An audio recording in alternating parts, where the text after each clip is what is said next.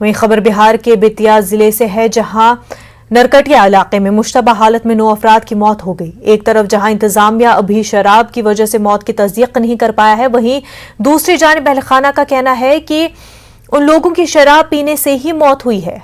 हलाक हुए एक शख्स के अहलखाना ने बताया कि शराब पीने के बाद सर दर्द की शिकायत की, जिसके बाद उन्हें अस्पताल ले जाया गया, लेकिन रास्ते में ही उन्होंने दम तोड़ दिया। आपको बता दें कि बेतिया में अलग अलग जगहों पर 9 अफराद हलाक हुए हैं और सभी अमवात जहरीली शराब से होने की बात कही जा रही है। जब शराब बंद हुई थी, शराब बंद क्यों हुई? लोग नहीं पिए। जब शराब बंद नहीं हो रहा है तो लोग पिएंगे नहीं।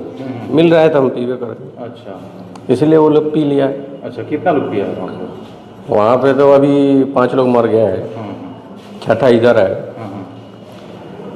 यहाँ भी आज डेथ हुई है एक आदमी। हाँ, एक आदमी का बसवरिया गाँव का एक आदमी का डेथ। इस वक्त की बड़ी खबर पश्चिम चंपारण जिले, इस वक्त की सबसे बड़ी खबर और बिहार की सबसे बड़ी खबर पश्चिम चंपारण जिले से है, जहां लोरिया थाना क्षेत्र के एक गांव में 8 से 10 लोगों की संदिग्ध परिस्थिति में मौत हुई है।